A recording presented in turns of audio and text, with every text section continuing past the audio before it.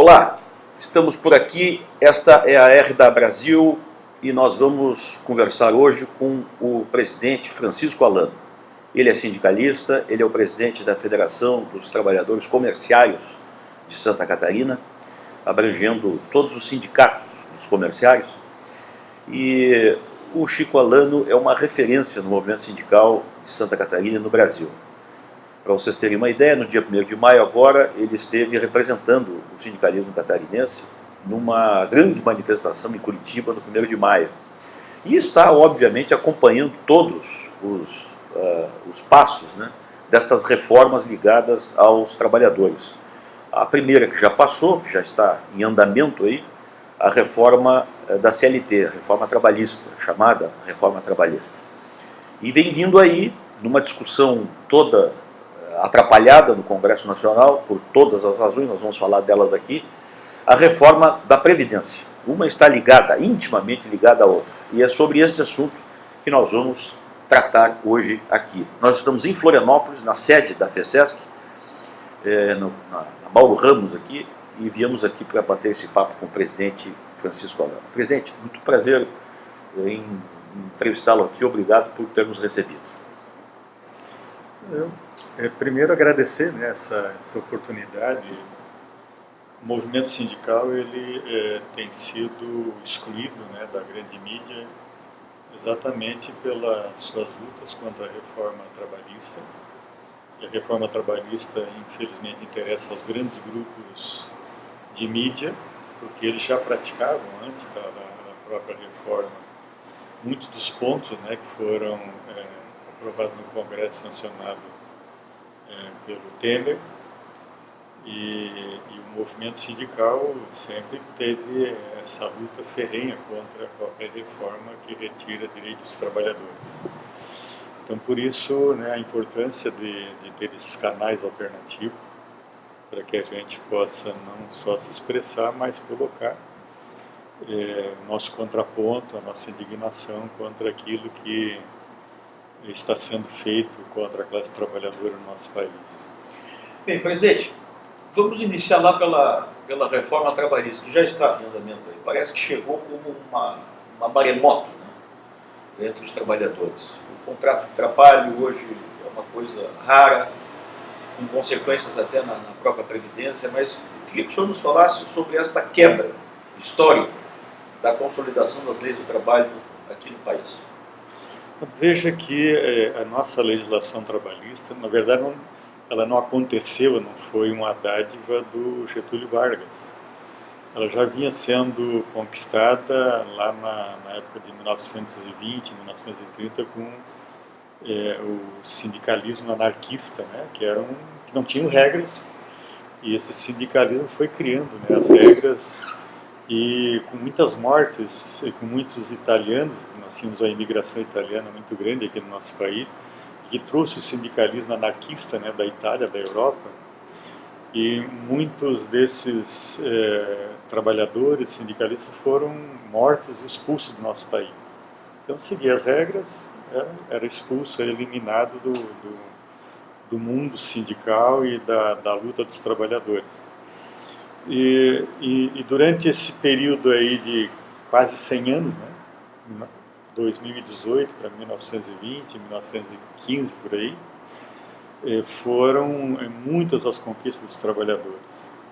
Ou seja, férias, 13º, férias de 30 dias, mais um terço, o repouso semanal remunerado, ou seja, trabalhar nos finais de semana, no domingo recebia, e se não trabalhasse também estava incluído no salário, chamado repouso semanal remunerado, as folgas semanais, ou seja, salário mínimo, infelizmente, que não segue a Constituição, porque um salário mínimo nosso hoje menos de R$1.000, e nós sabemos que a Constituição garantiria hoje um salário mínimo de quase R$4.000, mas foram conquistas, né, dos trabalhadores, com muita luta, com muita morte, muito sangue, e que de uma hora para outra foram praticamente eliminadas todas essas conquistas por um Congresso corrupto. Essas reformas resultado de um golpe de Estado, contra um governo legitimamente eleito, uma presidenta eleita, mas com um Congresso extremamente corrompido, e com um presidente que foi alçado à presidência exatamente por um golpe de Estado. E essas conquistas, muitas delas centenárias, foram eliminadas via esse golpe. E a nossa CLT, Consolidação das Leis do Trabalho, na verdade, era um conjunto de leis colocada num livro chamado CLT, e que hoje os trabalhadores estão sendo expurgados de seus direitos, e o movimento sindical é muito fragilizado, muitos dos sindicatos já fechando, porque nesse pacote da reforma trabalhista, não só os direitos foram eliminados, como as fontes de custeio do movimento sindical foram praticamente eliminados, e a Justiça do Trabalho, que já durante um bom tempo servia muito mais ao capital do que ao trabalho, hoje praticamente criaram muitas regras que impossibilitam o ajuizamento de ações trabalhistas. O empregado hoje, para entrar com uma ação trabalhista, ele corre o risco de, veja que situação nós chegamos, de pagar honorários para o advogado patronal, pagar custos processuais e serem multados se aparecer alguma evidência de que o empregado entrou indevidamente com a ação ou que mentiu dos dados apresentados. Isso não acontecia antes da reforma. Veja que eu conversei agora recentemente com o vice-presidente do nosso tribunal aqui de Santa Catarina. Nesses 5 meses da nova reforma, dessa que nós chamamos contra-reforma, as ações trabalhistas reduziram, o ajuizamento de ações trabalhistas reduziram em 50%. Nossa! 50% em 5 meses. E hoje tem já a vara do trabalho que está tratando apenas, encaminhando as ações ajuizadas antes da reforma, porque não foram ajuizadas a nova reforma nesses 5, 6 meses dessa reforma trabalhista. Então nós estamos numa situação, para os trabalhadores, numa situação de caos, ou seja, sem legislação, sem um sindicato com fonte de custeio que possa ter a estrutura necessária, advogados, economistas e tal, para fazer frente à exploração que está se dando num volume muito maior com a reforma trabalhista. E os empresários, claro, deram um golpe, foi para isso, para acabar com a legislação trabalhista, e os empresários se utilizando dessas novas regras para explorar, aprofundar ainda mais a exploração sobre os trabalhadores. E nós achamos que a reforma trabalhista, que é composta, inicialmente aprovado a terceirização ampla geral, seja para atividade meio, atividade fim. Na atividade meio, antes da reforma, eram apenas aquelas atividades complementares, vigilância, limpeza das empresas, e a atividade fim, agora o vendedor não era atividade meio, era atividade fim, agora pode ser terceirizado, e segundo todos os vários estudos que foram feitos por entidades, pelo movimento sindical, as entidades mantidas pelo movimento sindical, o terceirizado recebe praticamente a metade do que ganha um trabalhador com carteira assinada, se acidenta muito mais, a rotatividade é o dobro do trabalhador com carteira assinada. Presidente, aquela tese, isso antigamente também já acontecia de algum jeito, e aí a tese, do ponto de vista da ação trabalhista, era que o trabalhador terceirizado, o tomador do serviço, é que era realmente o responsável por aquilo que pudesse acontecer com ele, acidente de trabalho, enfim. Isso ainda permanece ou isso também mudou? As regras da terceirização, elas são muito amplas. O tomador é responsável, em tese, porque o empregado, quando se acidenta, normalmente é demitido, ele entra com uma ação contra o tomador e contra a empresa que terceiriza, a terceirizada, e muitas dessas empresas são empresas sem capital, né, para bancar esse tipo de indenização, e o empregado acaba ficando desamparado. Isso são centenas, milhares de trabalhadores. Desamparado do ponto de vista até sindical, né? Porque ele passa a ser de uma outra categoria, muitas vezes. Né? Veja que nós temos aqui duas categorias que são filiadas à federação. Uma, principalmente, são os trabalhadores em edifício. Hoje, quase a metade da recepção dos edifícios já não tem mais o porteiro, são os porteiros eletrônicos. Ou seja, uma empresa aqui de Florianópolis ela controla vários edifícios em Chapecó. Online, sem trabalhador. Uma central remota. Com controle remoto, o edifício em Chapecó, uma empresa aqui de Florianópolis, e uma parte considerável dos edifícios aqui de Florianópolis não tem mais porteiro. São porteiros online, Pode ser uma coisa romântica, né? Mas primeiro não tem um profissional de carne e osso cuidando ali, né? E sumiu aquela, boa tarde, fulano. Não tem mais, o sujeito aperta um botão. Não, está acabando isso. E a parte de limpeza e vigilância terceirizada. Ou seja, hoje o sindicato não está representando 50% da categoria. São todas empresas terceirizadas, ganhando menos, os edifícios com menos segurança, aquela coisa, né, do recepcionista, do porteiro que recebia os moradores. Ou seja, fica uma relação fria. Né?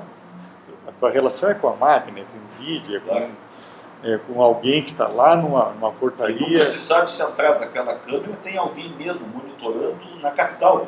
Se você está em Chapecó, está vendo alguma coisa no prédio em Chapecó, não sabe se o sujeito está monitorando isso direito. Né?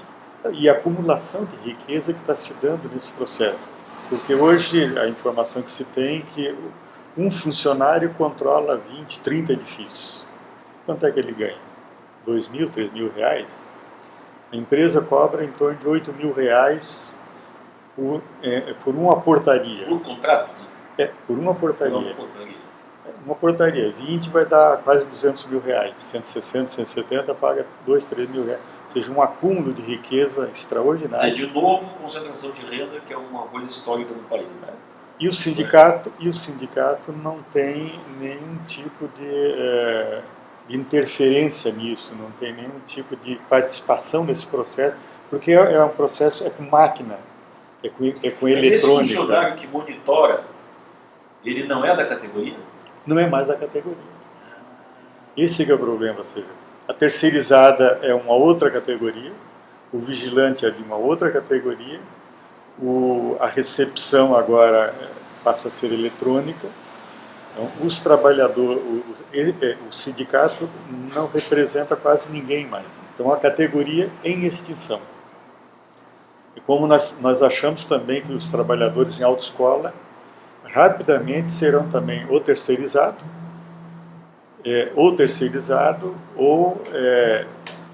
vai acontecer... Acho que o seu telefone está tocando aí. Nós estamos ao vivo, hein, pessoal? É isso aí. Isso aqui é aquelas ligações que são 20, 30 ligações por dia de algum presídio querendo buscar alguma informação. O meu cadastro. É mesmo? O negócio é impressionante. Diariamente, 20, 30 ligações, eu simplesmente deleto. Mas continua. 10 minutos que outra ligação. As redes propiciam essas coisas ruins também. Sim. Então, voltando à reforma da trabalhista, nós temos o trabalho intermitente. Pois é, isso é o que eu queria que o senhor me explicasse. O que é hoje essa figura do trabalhador intermitente, essa contratação? Esse dia desse o senhor me explicou a partir do supermercado, por exemplo. O que acontece com o trabalhador que é contratado neste regime de intermitência? Então, vê, primeiro que o governo, com o trabalho intermitente, está resolvendo, teoricamente, um problema do desemprego. Então, o supermercado faz um cadastro de 200 trabalhadores. Esses 200 trabalhadores constam como empregado, só que ele é chamado quando convier a empresa. A empresa precisa, no final de semana, ter uma promoção, precisa de 5, 10 empregados extra. Tipo Dia das Mães. Isso, exatamente. Domingo ainda. Isso, domingo. Aí ele chama esse trabalhador para trabalhar 8 horas naquele domingo.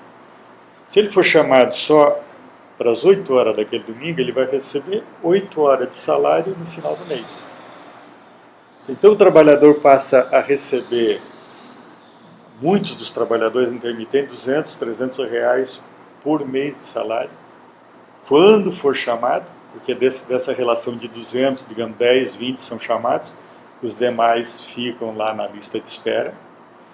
E o mais incrível Ou seja, ele não está contratado para aquele descanso teórico, não é pago.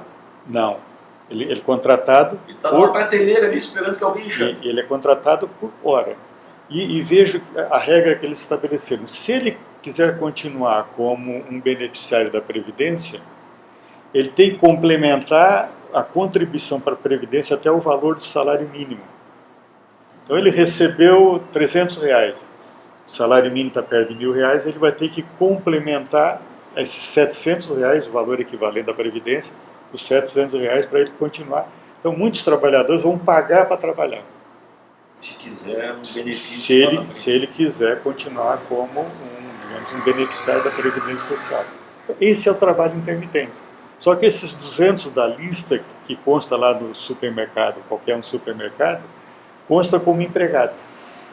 Então, ou seja, o governo, de forma desonesta, ou seja, cria um sistema em que diminui o desemprego, mas o trabalhador continua desempregado. Quer dizer, por exemplo, neste caso aí, o sujeito continua com carteira assinada.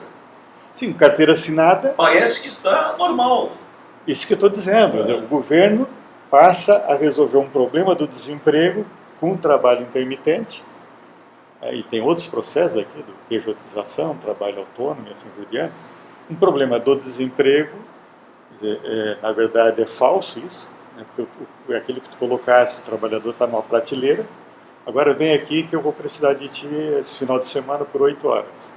Ou ele é contratado, supermercado é comum isso. No supermercado tem o horário de pico, das 8 da manhã às 10 da manhã, das 5 às 8 da tarde. Ele vai trabalhar 2 horas de manhã, trabalhar 3 horas da tarde. Vai receber o salário equivalente a isso, digamos, 500 reais, 600 reais. Esse é o trabalho intermitente. Ou seja, e com pouquíssima possibilidade de ter um outro emprego, né? Desse tipo também, porque como é que vai se encaixar em todos esses horários? Sim, ele pode ter, e veja como é que funciona isso, ele pode ter registro, está numa lista de 2, 3 empresas. Então ele vai constar como empregado em 2, 3 empresas, aumentando, né, a estatística do governo de emprego.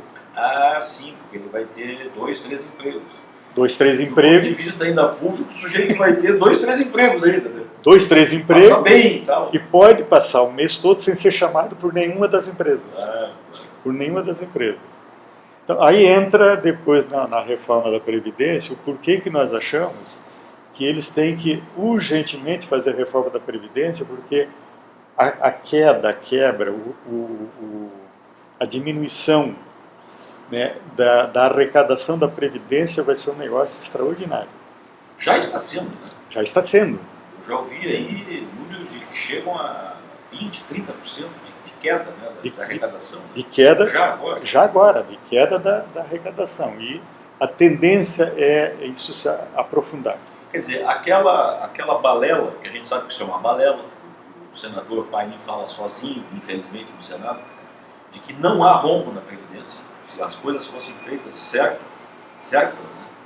Ninguém desviasse dinheiro para lugar nenhum, a Previdência é superavitária. Sim, o Paine conseguiu emplacar uma CPI da Previdência, e com deputados de todos os partidos, e a conclusão final da CPI de que a Previdência é superavitária, apesar dos desvios, apesar da sonegação, veja... Apesar de tudo ainda. Apesar de tudo, veja que hoje tem uma sonegação levantada, registrada, de mais de 500 bilhões. Mais de 500 bilhões. Isso, sonegação, fora aqueles que não têm ainda registro, que não têm fiscalização. Então, é um rombo extraordinário. Aí o governo criou a DRU, ou seja, aumentou a DRU para 30%, que sai da arrecadação da Previdência, ou seja, para outros fins e não para a Previdência Social. E a Previdência Social, é bom que a gente tenha, que os ouvintes, aqueles que estão nos vendo, tenham claro, que a Seguridade Social ela é composta dos benefícios do INSS, paga seguro-desemprego, assistência social e saúde. Ou seja, o SUS sai da Seguridade Social. Sai lá do bolo da Previdência, né? Então, quando o governo diz, não, porque a Previdência Social é deficitária e tal, bom, mas o que sai do bolo da Seguridade Social e vai para a assistência social e para a saúde, isso não é dito pelo governo. E que deveria, a saúde ser, na verdade, bancada pelo Estado. Mas sai do bolo da Previdência que tem... E aí vai acontecer o tal do rombo, vai faltar dinheiro. Estão arrecadando uma coisa, estão usando para outra. O ouvinte, aquele que está nos vendo, né, não tem a mínima ideia, por exemplo, de que o governo, na privatização do pré-sal, que está privando, né, privatizando, fatiando, ele isentou essas empresas que estão, empresas estrangeiras que estão comprando aqui as nossas empresas. Que já estão explorando a preço de banana, ou seja, uma isenção de mais, de mais de 1 trilhão em período de 20 anos. 1 trilhão de reais? 1 trilhão de reais. De isenção. Né? E nesse bolo todo, o que as pessoas não sabem, nas privatizações, do saqueio que eles fazem, né, contra os trabalhadores, no fim dessa história toda, quem vai pagar, na verdade, somos nós, somos os contribuintes. Né? E aí nós temos no Brasil 1% dos bilionários da elite brasileira, 1%, usufruem de 50% das riquezas da metade da população brasileira. É muita coisa. É uma violência. Então, mas aí, presidente, uma coisa interessante que talvez esteja se dizendo um pouco por aí.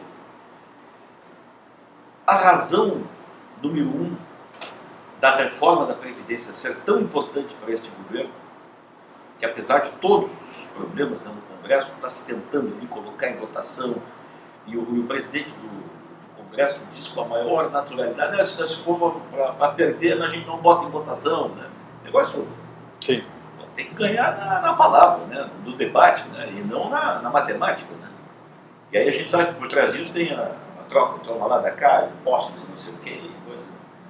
Quer dizer que então que a principal razão é esta, ou seja, fizeram a reforma trabalhista, ela já está provocando queda na Previdência e agora precisa mudar a Previdência para barrar um pouco essa queda que nós vamos ver ali adiante. Né? Não, isso o governo não diz. Isso os golpistas que estão lá no Congresso não dizem. Porque se eles disserem, dá uma revolução nesse país. Né? Ou seja, para eles a reforma da Previdência é fundamental, é uma questão de vida ou morte para eles, porque a queda na arrecadação da Previdência já está acontecendo. Já é uma realidade. Já é uma realidade. Aí quando nós vemos ali a terceirização, que reduz o salário quase pela metade. Né? O trabalho intermitente, em que a criação de emprego é uma farsa, em que o empregado vai receber normalmente bem menos que o salário mínimo, né? Nem o piso da categoria. nem muito menos o piso garantido pela Constituição, que deveria ser de 3.800 mais ou menos. Ou seja, qual é a arrecadação que a Previdência vai ter daqui para frente? Praticamente nada.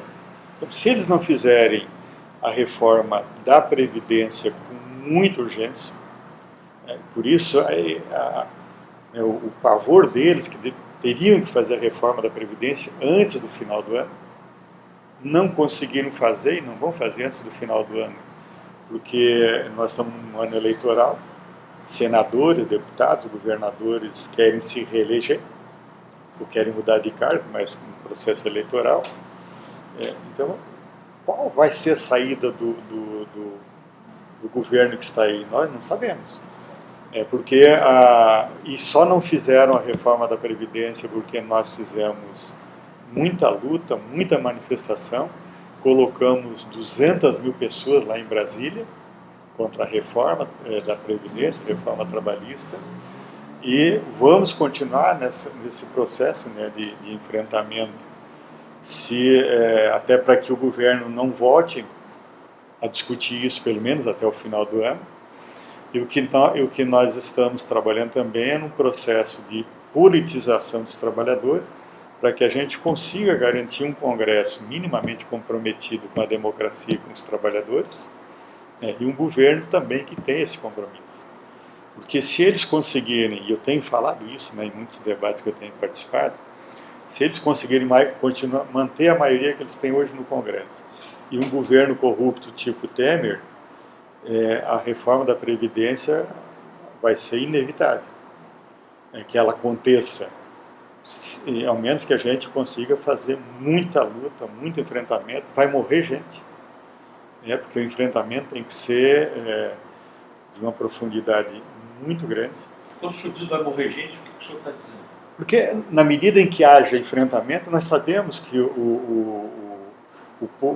a segurança no nosso país, que deveria ter a segurança para assegurar o bem-estar do povo, a segurança que reprime o povo, e na medida em que haja enfrentamento, e esse enfrentamento, a tendência é se o senhor acha que o embate vai ser acirrado? Vai ser muito acirrado.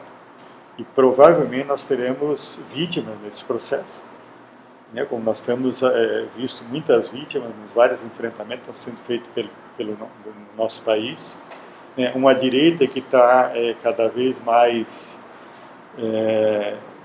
dando a cara para bater, e eles têm dito, nós assumimos quanto direita, e não é direita, é extrema direita, um fascismo desenfreado no nosso país. Nós vimos agora lá em Curitiba, no acampamento de apoio ao Lula, um fascista que atirou num acampamento de pessoas que estavam lá legitimamente fazendo a sua manifestação, e acertaram um companheiro este ano, na eleição, nós vamos ter um candidato expressamente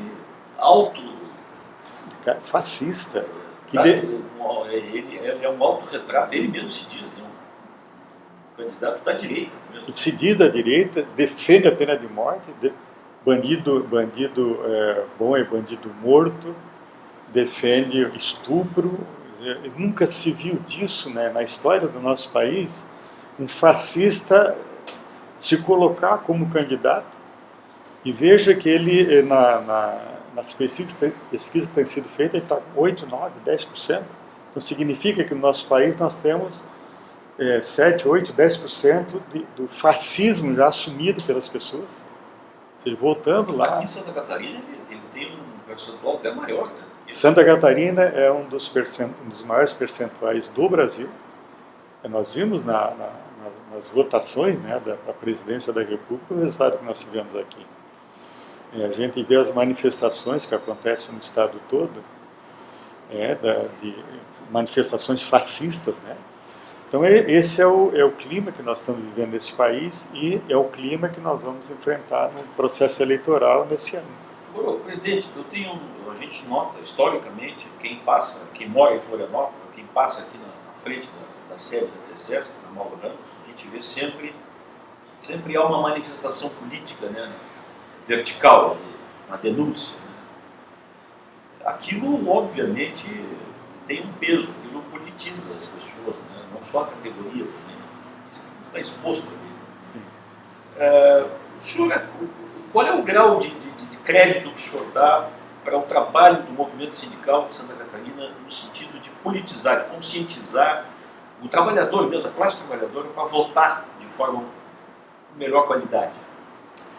Primeiro, a fachada da nossa federação, esse aqui é um local privilegiado, né? Passam milhares de veículos aqui na frente, e nós temos utilizado aquele espaço exatamente para denunciar aquilo que as ações são feitas contra os trabalhadores. E os 3 senadores que hoje estão colocados ali votaram contra os trabalhadores. Votaram a favor da reforma trabalhista, se manifestaram favoráveis à reforma da Previdência, e o nosso papel é fazer essas denúncias. Denunciar aqueles que são contra os trabalhadores, que retiram os direitos dos trabalhadores, e essa nossa frente aí que sempre foi usada com esse objetivo. Ou seja, denunciar, informar e politizar a classe trabalhadora de que existem deputados, senadores, governos que são corruptos, que votam contra os trabalhadores, que votam contra a sociedade. Eles votaram a favor do congelamento do orçamento para a saúde, para a educação, para a assistência social. Então são inimigos do povo. E nós colocamos ali, roubaram o direito dos trabalhadores, roubaram mesmo o direito dos trabalhadores. Então é um espaço que é privilegiado e que ou seja, as pessoas vêm aqui na frente da federação, tiram foto e tal, e parabenizam. E a outra questão que tu colocaste... Não, eu lhe coloco da conscientização, né, do trabalhador com essa manifestação, por exemplo. Né? O senhor confia que, por exemplo, esta eleição que vem vindo aí, ela vai provocar uma melhor consciência do trabalhador na hora de votar? Eu primeiro queria, o segundo questionamento que tu fez, infelizmente nós temos uma legislação sindical corporativa, ou seja, são sindicatos por categoria, negociação por categoria, no mesmo espaço e tal. E o que nós percebemos, principalmente com o governo Lula, e o movimento sindical atuou diretamente, né, na eleição do Lula, que era um governo progressista, com viés social, etc. E muitos dirigentes, milhares de dirigentes, acharam que o Lula resolveria tudo. E aí nós tivemos nesse período um amortecimento muito grande das lutas sindicais, né? E exatamente por nós temos uma legislação trabalhista e uma organização sindical corporativa, o nosso movimento sindical deixou muito a desejar. Essa autocrítica que o senhor faz. E é real isso, ou seja, nós temos, e aí eu tenho dito, né, que o movimento sindical há muito tempo entrou numa zona de conforto. Não precisa muita luta, não precisa muito enfrentamento, porque principalmente nesse último período, né, que era um governo mais progressista, e aí por conta disso que eu acho que o governo acabou aprovando com muita facilidade a reforma trabalhista. Então, essa é uma lição que o movimento sindical precisa absorver. E está pagando um preço alto por isso, porque com a reforma trabalhista, as regras que foram aprovadas acabaram com o custeio sindical. Numa categoria como a nossa, em que a rotatividade é em torno de 70% ao ano, não tem campanha de sindicalização que dê conta. Ou seja, tu sindicaliza hoje um empregado, essa semana nós estávamos conversando sobre isso, né? Quando o sindicato vai lá entregar a carteirinha, não, ele já saiu. Uma semana depois, 5 dias depois, ele já saiu. É uma rotatividade imensa, né? Agora, na verdade, a partir do golpe de Estado, a partir da reforma aprovada pelo Congresso que nós temos hoje aí, uma boa parte do movimento sindical começou a acordar. Ou seja, ou a gente vai à luta, ou a gente perde aquilo que ainda nos sobra, aquilo que nos resta enquanto direito, enquanto organização. E o que nós esperamos que no processo eleitoral de 2018, o movimento sindical possa ter o papel que teve em 2002, para a eleição do Lula, depois o papel que teve na eleição de Dilma, reeleição de Dilma. Foi um enfrentamento de uma candidata, de um candidato, principalmente o Lula, que veio lá da classe operária, metalúrgico, se elegeu presidente da República, e ele reconhece isso, deve muito o empenho que teve o movimento sindical na eleição dele, que não era a eleição do Lula, era a eleição de um projeto de distribuição de renda, de pleno emprego, de democracia, de saúde, educação gratuita e de qualidade para todos. E o que nós esperamos que em 2018 o movimento sindical tenha o mesmo papel que teve naquele período. E há uma mobilização de setores do movimento sindical, mobilização importante, atuando em partidos, atuando fora de partidos, mas atuando no sentido de que a gente tenha primeiro uma eleição que seja democrática, e uma eleição em que os trabalhadores possam optar de forma livre e espontânea para eleger o Congresso que nós queremos e para eleger um presidente que nós queremos. Presidente, muito obrigado pela sua participação aqui com a gente, obrigado por nos receber aqui. Com certeza essa é uma das tantas que a gente vai trazer aqui, é um debate contínuo mas muito obrigado por esse primeiro papo aqui na RDA Brasil, que a gente está levando pré-eleitoral, mas vamos falar muito ainda disso. Muito obrigado. Viu? Eu agradeço mais uma vez, né, iniciamos o debate agradecendo por esse espaço, e nós temos muito que conversar.